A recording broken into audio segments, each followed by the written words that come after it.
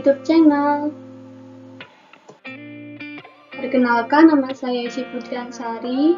Saya dari Sekolah Tinggi Ilmu Administrasi Malang, Prodi Didikarya Medis dan Informasi Kesehatan kelas C semester 2 dengan NRP 22232914. Di sini saya akan menjelaskan tugas anatomi, yaitu sistem pencernaan yang dibimbing oleh Bapak Henry Sidiharto, S.Corps NOS MPD. Yang akan dibahas yang pertama yaitu pengertian sistem pencernaan, yang kedua fungsi sistem pencernaan, yang ketiga proses pencernaan, dan yang keempat anatomi sistem pencernaan. Yang pertama, pengertian sistem pencernaan. Sistem pencernaan adalah proses yang dilakukan oleh sistem organ pencernaan untuk mengolah makanan agar dapat diserap nutrisinya dan diubah menjadi energi. Sistem organ pencernaan pun terdiri dari organ-organ yang memiliki peranan masing-masing dalam mengolah makanan. Yang kedua, fungsi sistem pencernaan. Yang pertama, untuk mencerna sumber makanan untuk energi tubuh. Yang kedua, untuk memecah nutrisi menjadi nutrien sehingga dapat menembus membran plasma. Yang ketiga, absorpsi nutrisi dari makanan yang sudah dihancurkan. Dan yang keempat, eliminasi sisa metabolisme atau makanan yang tidak dapat dicerna. Yang ketiga ada proses pencernaan. Proses pencernaan makanan dalam saluran pencernaan berlangsung dengan dua cara, yaitu yang pertama, pencernaan secara mekanis. Pencernaan secara mekanis adalah proses mengubah makanan dari bentuk besar atau kasar menjadi bentuk yang lebih kecil atau halus. Proses ini terjadi dengan bantuan gigi dan lidah, juga dengan otot-otot lambung. 2. Pencernaan secara kimiawi. Pencernaan secara kimiawi adalah proses mengubah zat makanan dari bentuk yang kompleks menjadi bentuk yang lebih sederhana dengan bantuan enzim pencernaan. Yang keempat, anatomi sistem pencernaan. Yang pertama ada saluran pencernaan, ada rongga mulut atau savitas oris, faring atau tekak, esofagus atau kerongkongan, lambung yaitu gaster atau vesticulus, usus halus, vestitinum minor, usus besar, vestitinum mayor, rektum, anus. Organ tambahan atau aksesoris yaitu ada gigi, lidah, kandung empedu, hati, pankreas, kelenjar-kelenjar. Saluran pencernaan. Yang pertama ada rongga mulut atau savitas oris. Mulut adalah rongga yang berbentuk oval yang menjadi jalan masuk makanan, minuman, dan udara. Di dalam mulut terjadi proses pencernaan secara mekanik dan kimiawi. Untuk proses pencernaan mekanik dilakukan oleh gigi, sedangkan proses pencernaan kimiawi dibantu oleh beberapa enzim seperti amilase, petialin, dan juga enzim maltase. Fungsi mulut. Fungsi rongga mulut yang pertama yaitu untuk membantu sistem pencernaan. Mulut menjadi pintu masuk untuk makanan hendak dicerna. Di dalam mulut, makanan akan dihaluskan oleh gigi-gigi dan dibasahi dengan air liur. Bagian-bagian mulut. Ada bibir, gigi, gusi, lidah, langit-langit, dan kelenjar ludah. 2. Faring tekak. Faring merupakan nama lain dari tenggorokan bagian atas, berupa tabung yang terletak di belakang mulut dan rongga hidung dan menghubungkan keduanya ke trakea atau batang tenggorokan. Fungsi faring. Tenggorokan atau faring merupakan saluran alat pencerna yang menghubungkan rongga mulut ke kerongkongan atau esofagus. Makanan yang ditelan dari mulut masuk melalui tenggorokan dan diteruskan ke tabung berotot esofagus. Tabung ini memiliki panjang sekitar 25 cm. Di bagian esofagus terdapat katup epiglotis yang mencegah makanan dan minuman masuk ke dalam trakea agar tidak tersedak. Pada dinding kerongkongan terjadi gerakan peristaltik, yaitu gerakan meremas yang mendorong makanan menuju lambung. Esofagus atau kerongkongan. Esofagus atau kerongkongan adalah otot berbentuk tabung yang menghubungkan tenggorokan dengan lambung.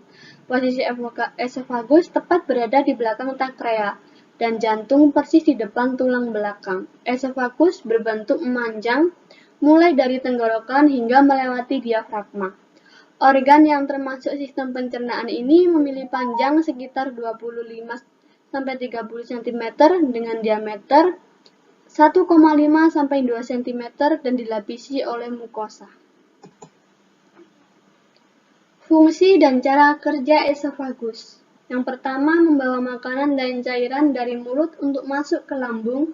Yang kedua, esofagus memiliki dua cincin otot sphincter yang dapat membuka dan menutup. Sphincter bagian atas atau upper esophageal sphincter atau US yang terbuka agar makanan bisa lewat dan turun untuk dicerna. US akan tertutup jika ada makanan dan minuman yang masuk ke esofagus. US akan melemas agar makanan bisa masuk ke lambung. Setelah makanan masuk ke lambung, les akan menutup untuk mencegah lambung kembali naik ke kerongkongan. Yang keempat ada lambung, yaitu gaster atau ventriculus. Lambung adalah organ yang bertugas untuk mencerna makanan setelah masuk melalui mulut dan disalurkan melalui kerongkongan. Fungsi lambung. Adapun sejumlah fungsi utama lambung dalam sistem pencernaan, yakni yang pertama untuk tempat penyimpanan makanan sementara, yang kedua memecah asam dari makanan yang dikonsumsi, yang ketiga mengirimkan makanan ke fase berikutnya menuju usus kecil. Bagian-bagian lambung yang pertama ada kardia, fundus, badan lambung, atrum atau atrum pylorus, pars atau bagian pylori.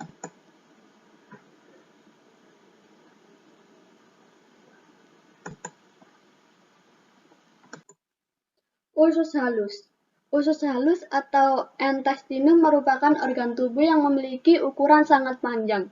Dalam keadaan hidup, usus halus berukuran kurang lebih 2 meter, sedangkan dalam keadaan mati usus halus mencapai 6 meter.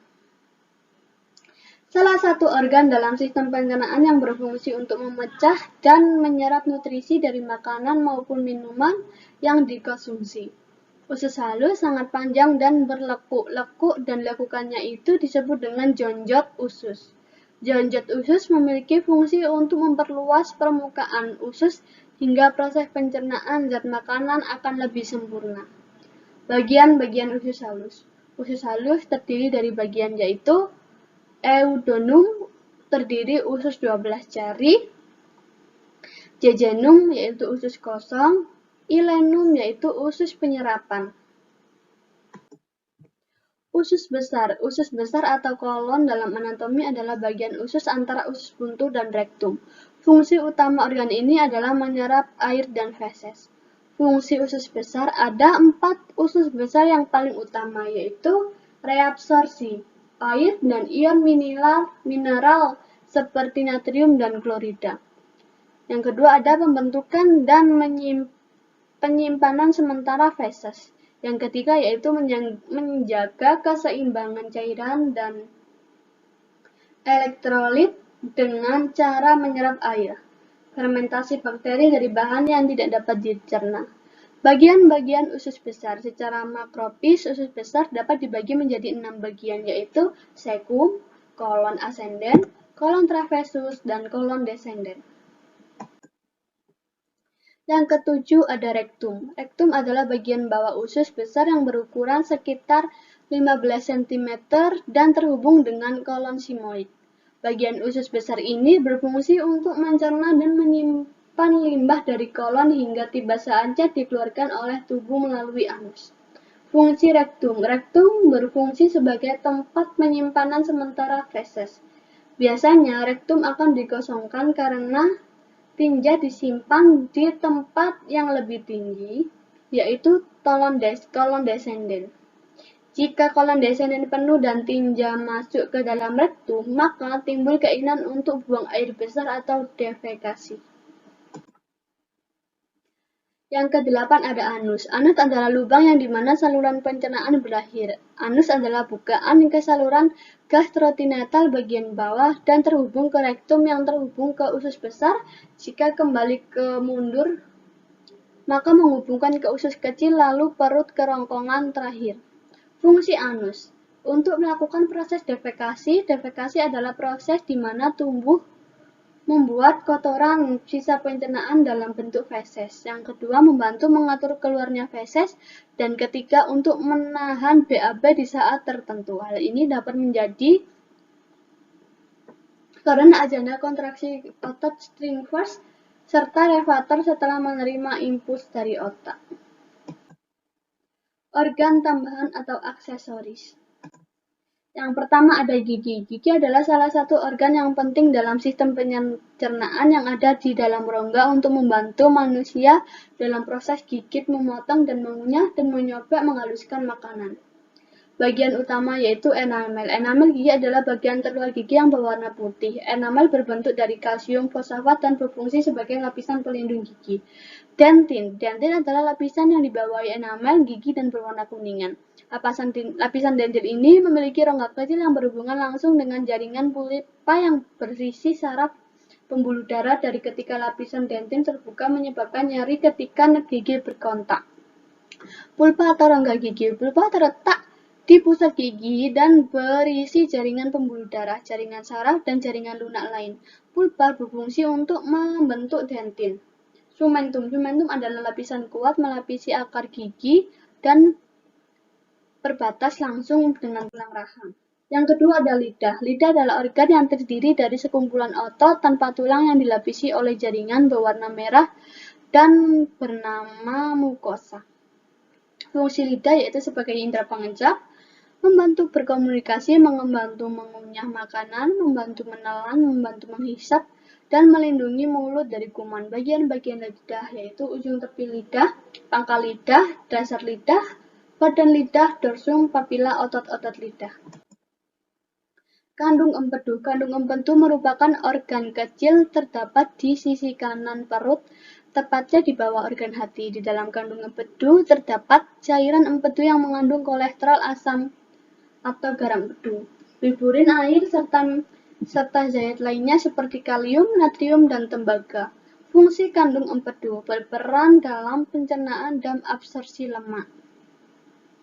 Sebagai alat mengekresi produk dengan buangan yang penting dalam darah seperti bilirubin dan kelebihan kolesterol. Bagian-bagian kandung empedu: fundus vesical biliaris, cospur vesical biliaris, column vesical biliaris. Yang keempat ada hati. Hati atau liver adalah organ pada terbesar kelenjar terbesar dalam tubuh manusia. Arti terletak di bawah diafragma di sisi kanan atas, terletak pada epsigam kiri. Fungsi hati yaitu menghancurkan sel darah merah yang sudah tua. Yang kedua, membersihkan darah, menyimpang cadangan energi dan nutrisi, dan memproduksi zat yang dibutuhkan tubuh. Bagian-bagian hati: lobus kanan, lobus kiri, lobus caudatus, lobus quadratus, jaringan ikat, saluran empedu, pembuluh darah, dan lobulus. Yang kelima ada pankreas. Pankreas adalah kelenjar yang berada di belakang perut di bagian atas dan berfungsi membantu pencernaan. Pankreas dapat menghasilkan enzim yang diekskresi ke usus kecil, pencerna protein, lemak, dan karbohidrat. Fungsi pankreas yaitu yang pertama fungsi eksokrin. Pankreas memiliki kandungan eksokrin yang menghasilkan enzim yang berperan penting untuk pencernaan. Enzim ini berfungsi untuk mencetak protein amilasa untuk pencernaan karbohidrat. Yang kedua yaitu fungsi endokrin. Endokrin yaitu kelenjar yang menyalurkan zat tertentu ke dalam peredaran darah. Fungsi kelenjar endokrin pada pankreas adalah untuk menghasilkan hormon insulin dan glukagon. Yang keenam ada kelenjar. Kelenjar pencernaan berperan untuk menghasilkan berbagai jenis enzim pencernaan. Enzim-enzim yang dihasilkan oleh kelenjar pencernaan ini dibutuhkan untuk membantu proses pencernaan makanan sehingga lebih mudah diserap oleh tubuh. Kelenjar ludah. Fungsi kelenjar ludah adalah untuk menghasilkan air liur. Kelenjar ludah terletak hampir semua bagian mulut dari bagian atas pipi, di bawah rahang, dan di bawah lidah. Lambung. Lambung juga memiliki fungsi lain, yaitu mengeluarkan enzim yang dapat membantu proses pencernaan enzim. Enzim pencernaan dikeluarkan oleh lambung meliputi enzim pepsin, peptidin, klorida, tausiil, dan gastrin. Kelenjar pankreas. Kelenjar juga berperan dalam menghasilkan enzim pencernaan, ialah kelenjar pankreas. Enzim pencernaan yang dihasilkan oleh kelenjar pankreas yaitu meliputi lipase, amilase, protase, dan tripsin. Usus halus. Usus halus juga turut serta dalam mengeluarkan kelompok enzim yang berguna untuk memudahkan proses penguraian makanan dan membantu penyerapan nutrisinya. Enzim pencernaan dihasilkan oleh usus halus dan maltase, sukrase, dan laktase. Kelenjar empedu. Kelenjar empedu memegang peran penting dalam proses pencernaan makanan. Kelenjar empedu mengeluarkan hormon yang berlebihan membantu proses pengenceran lemak di makanan. Sekian dan terima kasih. Sampai jumpa lagi. Dadah. Ya, pikir.